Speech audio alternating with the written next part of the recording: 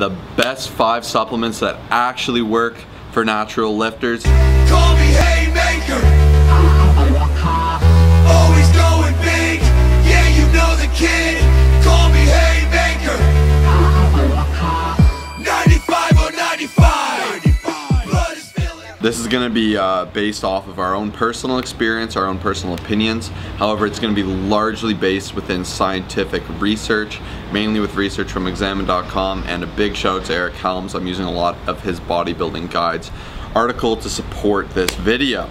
Alright, so keep in mind these are for naturals, not for non-naturals. There's obviously more supplements that will do better things than these, but we're going to kick it off with the top 5 supplements for natural lifters. Let's dive into it. Okay, so number 1 is going to be creatine. This is being deemed by Eric Helms as the most ergogenic and safe supplement on the market that's actually potent and has a direct effect on muscle gain. This has been proven and replicated in several studies, and what it actually does is it helps by achieving muscle saturation within the muscle, which in turn utilizes your body's ability to use water for ATP, giving you increased strength and potentially muscle size. Another wonderful thing about this supplement is that there is no side effects, guys. A lot of people will talk about a lot of outdated and unproven studies about how it's going to cause kidney or liver failure. This is simply not true, and it is a fallacy. So you are safe to take creatine. The next question is dosages. A lot of people want to know if it should be loaded or not. So you will be able to load creatine, and this will help you achieve muscle saturation faster, which is what you need for it to actually work. Usually they say it will happen in about 7 to 14 days, doing on about the 3 milligram recommendation. However, the only negative side effect that could come with loading, so this is why I wouldn't recommend it, is GI discomfort, and that's something you want to avoid. If you really need to load it for a particular reason, myself and Kyle will go off of it to kind of cut back on some of our water weight when we're getting ready for powerlifting comp. So what we'll do is we'll load for powerlifting, and we have actually been okay, but I would recommend testing it before you do anything like that. So a lot of studies were done, one where they loaded one group with 20 grams of creatine a day. This is a lot.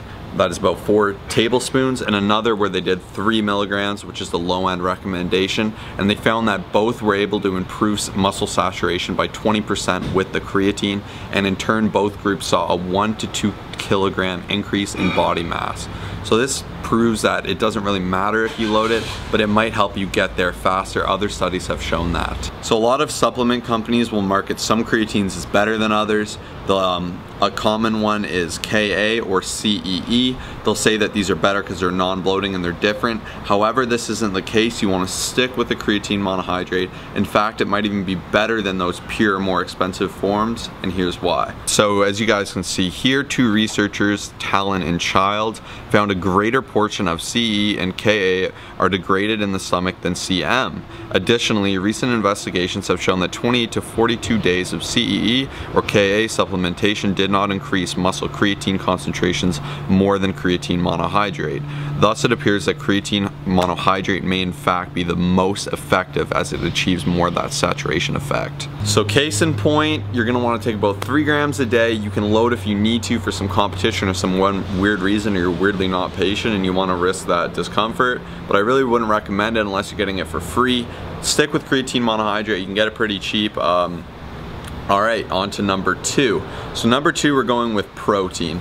This is a supplement, however it's also a nutrient. People need to memorize and know that it's a nutrient, it's not a magic powder. Protein isn't any better than chicken.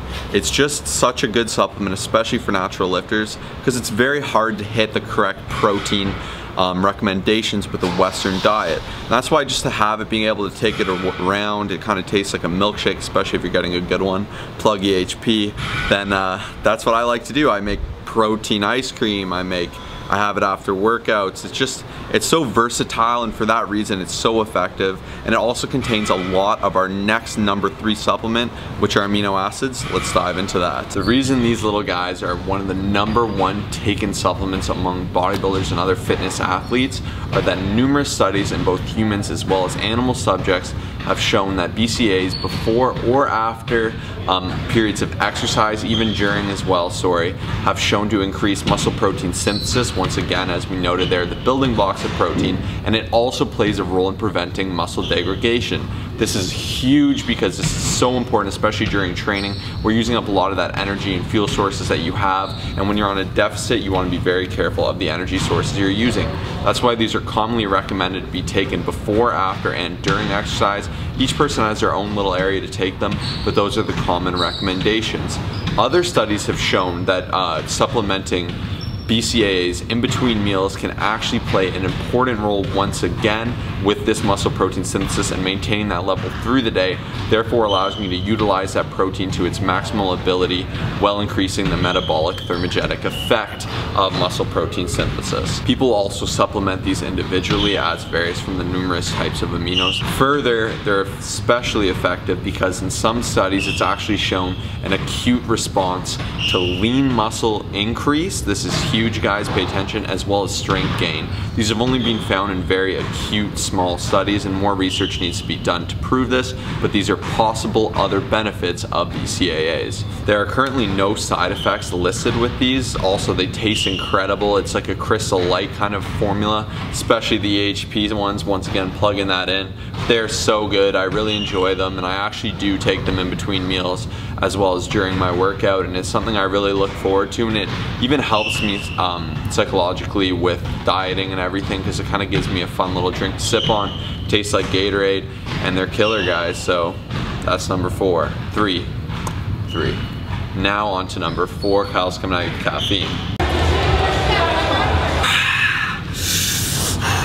Supplement number 4 is caffeine. Now, this can be an energy drink, pre-workout, coffee, caffeine pill, anything like that. Before I jump into it, we have a card right here talking about actual dosages, side effects, and all that I highly recommend you guys checking out. Now, caffeine is something that can help you guys feel more productive, and especially it'll help you push harder in the gym and make all of those gains possible. For those of you who are lacking on sleep, what it's gonna do is it's gonna energize you to do more reps, to do more sets, to push longer in the gym, and your gains will become, you know, over 9,000, and it's just like a super awesome feeling. And I highly suggest you guys trying out this supplement and making sure that you are not going over the recommended dosages or feeling any of the side effects that we have listed in our other video. Number 5 is an obvious one, but unfortunately too many bodybuilders look past it because there's not necessarily a direct correlation to muscle increase. But what you need to keep in mind is the long-term effect of these and keeping your body primed. So number 5 is none other than your micronutrients, multivitamins, and minerals. This is commonly overlooked because they're, like I said, they're not anabolic in any sense. They don't necessarily help increase muscle protein synthesis in any way. But you gotta keep in mind something like supplementing vitamin D can increase your energy and your mood, and throughout the day that can correlate with your training. Although not directly, it has a very pivotal role. Things like fish oils as well have their numerous effects, helping with soreness and bone cracking and such. And a lot of people look past these instead of thinking that if I'm utilizing these for a long period of time, I can get the maximal effect of them, and overall it will help my training. And especially with the Western diets that a lot of us are eating, we're eating very non-nutritious diets that aren't that aren't commonly found with tons of vitamins and minerals. Not enough of us are having vitamins and minerals with our foods. We're not eating our vegetables, and that in turn is technically screwing us, especially as bodybuilders. When you're in a deficit, you're putting your body in a very dangerous state. You're depriving it of a lot, so you need to make sure that you're taking your multis. Magnesium and vitamin D are my top 3 micros that you need to be taking. Number 4, I'd come in with that omega-3s fish oil, and then make sure you guys are on that. Hopefully you really enjoyed this video. If you guys like it and we can get over 250 likes, I'll do my next top 5 supplements that might kind of work, because these are kind of your staples. Past this, I wouldn't say there's a ton of stuff you need. There's some stuff you can add on if you got some money to spend and you're a supplement freak. I personally am not. I'm very content with keeping it minimal. If you guys are looking to save on some supplements and get some supplements that we trust and love, check out ehplabs.com and use code Colossus10. We'll see you in the next video. If you haven't already, please subscribe. Peace. I'm a fiend, bro.